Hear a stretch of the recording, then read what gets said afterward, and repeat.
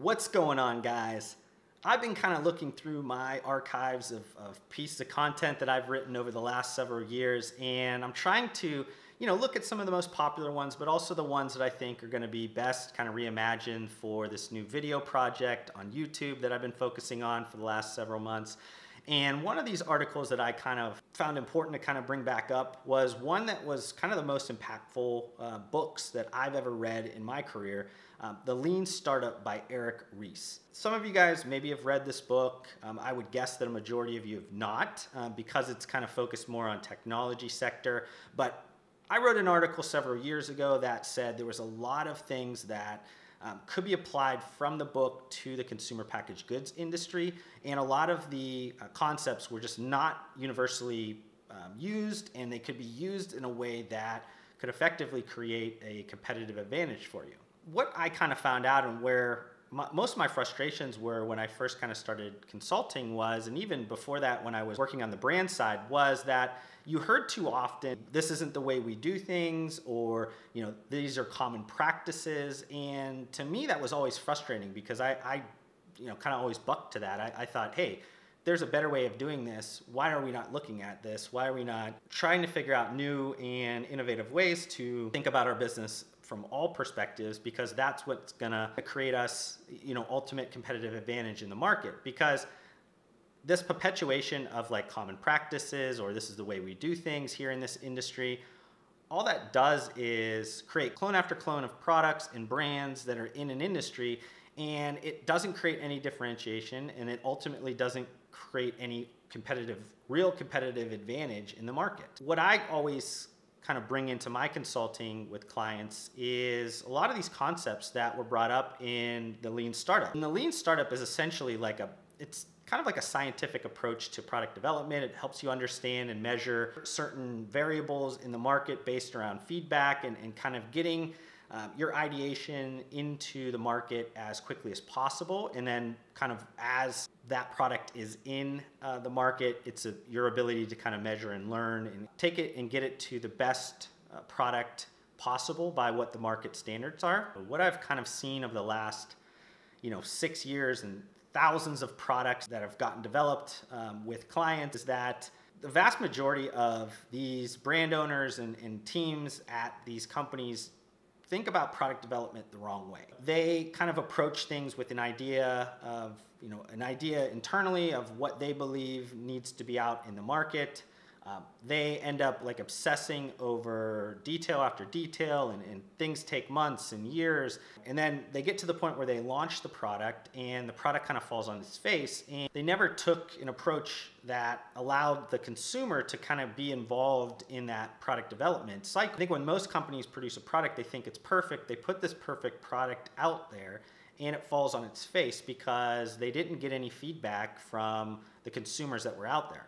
This is a fundamental problem that I see in small brands to a lesser extent, but definitely big CPG portfolios, because they have to essentially prove everything to this final point. So they are constantly using research data, and they're trying to justify this decision and this color and this font and this taste, and you have focus group, and you have these teams and these other teams talking to each other, and there's just so many things that need to get checked and balanced off that when it finally gets to market, it's taken way longer than it's needed, and you never really got the only true important opinion in this whole matter of launching a product, and that's the market. In today's market, you have the ability to get products out there and get some idea of what's going to work and what's not going to work.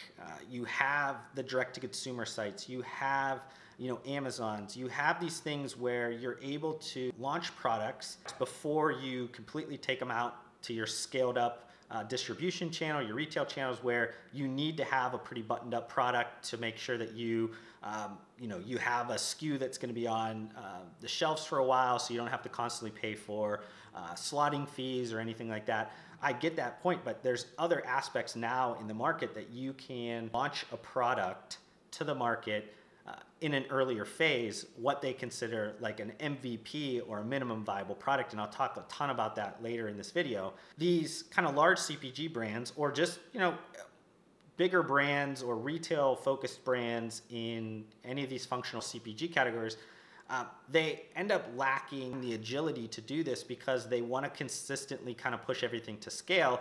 And there's a decision tree that ends up getting messed up because you can't think like a startup anymore. You end up always thinking about these very large billion dollar or bust decision trees that are in portfolios, and it ends up hurting you, and you can't compete against a lot of these small startups that are wiping the floor with a lot of these big brands now. You have this concept that I like to deem as like a death by 1,000 stabbings. And that, essentially just means that you have these brands under probably $25 million brands that are just taking small pieces of these large portfolios away because they can't act as agile as these smaller brands.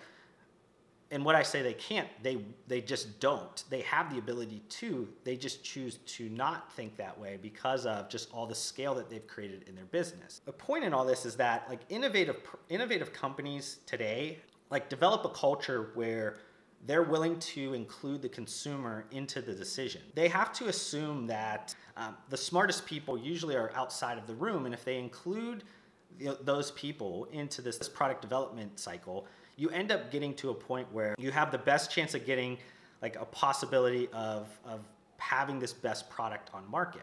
If anybody's really paying attention to business today, do social listening, or you're paying attention to your Amazon or your messages you're constantly getting from consumers. Consumers are more than willing to offer up their advice and give you some insights into what they are experiencing with your product. So you have to kind of take that and utilize it in an effective, innovative way to get your product through development and get it to the best possible variant that's going to be effective in the market. Let me just break down a couple elements of the book that I think is pretty important for you guys to read, kind of like the Cliff Notes in college if you don't want to read this whole book. It's a pretty easy book. It's one that is very fast to read and very, it's one of those business books that are actually enjoyable to read over what I call dictionaries or research papers that only people maybe like me enjoy reading, but this book is enjoyable to read. One thing that I think people need to detach from is that lean principles does not mean cheapest possible. I think it's not always about cutting costs, though I always hold true the whole fail fast and fail cheaply type of mentality. That doesn't necessarily mean that you're producing a cheap product. It just means that you're producing the minimum viable product for you to see what is going to work in the market or not. Lean principles is not an excuse to create subpar products or deliver a mediocre experience to customers, because that's always not going to win in the market. This is just a way to put a simple process in place for your product development to understand what is that minimum viable product that's going to work in the market. I keep talking about this minimum viable product and MVP, and this is all about getting your product out to market with the best chance of you getting really good feedback in the market. And that could be different depending on what is the aspiration level, what is the funding in the brand, what is their idea of speed. This could be, this is not universal. This is definitely dependent on the individual variables, but it's about getting a product from ideation to the market so you can then understand the true valuable information. And that's all about what the market is going to end up telling you. That's how you end up learning. So it kind of moves you through build, measure, learn. And this is, you kind of measure aspect before the learning is also understanding what are the variables that you're testing? What is, this new idea of analytics, or innovation accounting is what the book I think calls it. But it's defining your measurements, defining your variables of what you want to learn from, and then making sure you put it out to market so you can learn from those variables. If we're talking a functional food, we're talking about functional beverage, nutritional supplement, something like that. To create a minimum viable product It surrounds one, like taste. This is a consumable product. You need to make sure that there's not like an unpleasant experience with the taste, that nobody's gonna give your product a try. Because if it's so bad, even if you do pivot to a new, a better tasting or an improved taste product, if it's so bad, a consumer is never going to try it again. So that's not what you want to get with the minimum viable product. Like with SKUs and different sizes, you want to make sure you have at least enough of like variants of flavors or SKU sizes that are going to be applicable to the market. Are people going to be able to purchase it? Are these within their purchasing habits?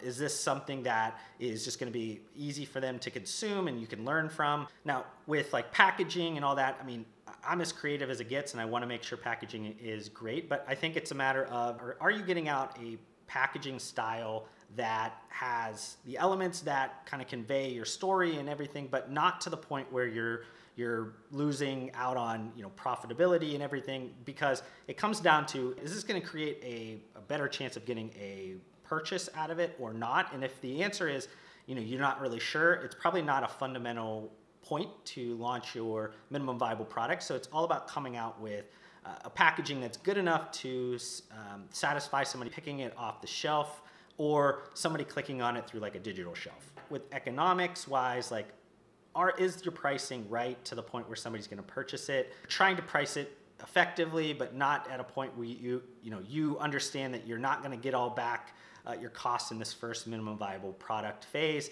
This is about your learning. This is about you getting purchasing habits, you getting as much feedback as possible. So make sure your price economics are correct on that. And then finally, it's about like distribution. Do you have enough of distribution points for you to get enough of data?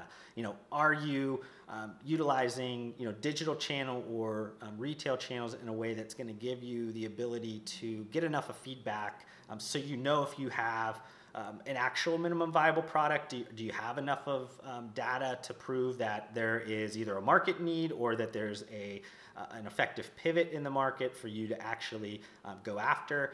All those things are important when you're creating your minimum viable product. And when you get to this point where you have launched this minimum viable product, you really have established some good variables to learn from. You have enough of data to learn from those variables.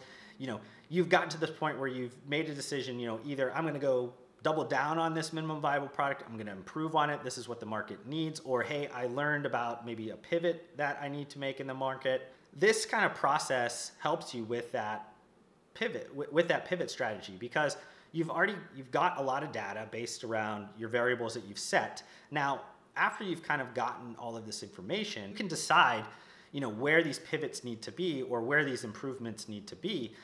And one of the things that the book talks about is using the 5 whys to kind of help you understand if you're getting to the root cause of the problem. So this is, you know, in maybe an example of like a protein bar or something, you know, somebody's asking, why did we not sell enough of the protein bar?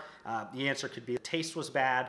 You know, why was the taste bad? You know, we didn't use the right chocolate. Why was the chocolate too bitter? We didn't use 100% chocolate. Why didn't we use 100% chocolate? It was too expensive for you know, the price point we wanted. And you know, why was it too expensive? And the answer was, we didn't source the 100% chocolate ourselves and buy it in a quantity that was effective. We just utilized the price that the contract manufacturer said. Kind of got to the root cause here, that the chocolate that they wanted to use was just not priced effectively, and they could have overcome that by kind of sourcing it themselves, and that kind of could have rolled up into that. So that's kind of utilizing maybe like the 5 whys. So this lean startup for CPG brands is, honestly, it's one of those areas that, you know, regardless of how long I've been doing consulting, regardless of what size business that I work in, I always see, you know, very few of these processes put in place. And in today's kind of dynamically changing environment where you have, you know, all the information available to you, the market is segmenting, is fragmenting, is, you know, being more competitive than ever. You know, brands need to look at product development in a much different way. They need to be able to put things to market quick, understand what they're measuring, and from those measurements, they need to understand kind of where they move from there. And a lot of these brands that I've worked with just don't initially do that until I get involved with them. We start putting some structure in place. But if you've not read this book, I would suggest picking it up. It's on Amazon. It's on pretty much everywhere at this point. I think it's, huge bestseller. If you guys have some more questions, or you want to maybe apply this in your business, I'd be more than happy to talk to you about this. Make sure you reach out. All of my social media links are always down below. If you guys have gotten this far, I would love that thumbs up button. It's just right down below there. That helps me and helps YouTube understand, was this content valuable to you? And if it was, they spread it out to more people. But I want to thank you guys for taking some time out of your day to listen to me talk about this subject. Hopefully in return for that time, I gave you guys some value. But I just want to thank you guys for that, and I'll see you guys on the next one.